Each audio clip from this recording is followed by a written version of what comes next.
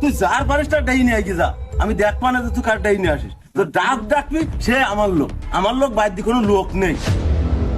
রিপন শোন, এখন জায়গা এলো তার, সে যদি তার জায়গায় গিরি রাখে তো এখানে তো আমাদের কিছু করার নেই। সে যদি জাতি না দেয় আমরা এখানে আর কি করব?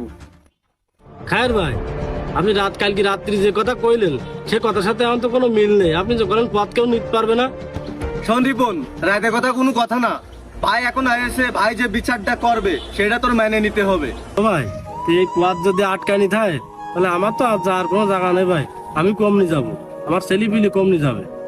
মনির দেখি তাহলে রাস্তা দিবি? না না, আমি কোনো রাস্তা দিতে পারবো না। আপনি শোনেন, ওর ওই জায়গাটা আপনি কমে কিনে দিতে পারেন কিনা দেখেন। কমে কিনে দিলে আমি নিয়ে নিবানে, বুঝতে পারছেন? রিপন শোন, তোর তো বেরোনোর পথ নেই, তাহলে তুই জমি জায়গা বিক্রি করে দিয়ে অন্য জায়গায় যাই কিনে নিয়ে বসবাস কর। তাছাড়া তো আমাদের এই জায়গায় আর কিছু করার নেই। ও ভাই, এ জমির তো পথ নেই, আর পথ না থাকলে তো দাম দিয়ে কেউ জমি নেবে না। এই রিপন শোন, জমি নেবে কিটা মানে তোর ভাই অল্প কিছু টাকা দেবে না, তোর ভাইয়ের কাছে জমি বিক্রি করে দিছে না। এই মনির ভাই, আপনি জমিটা নেবেন না?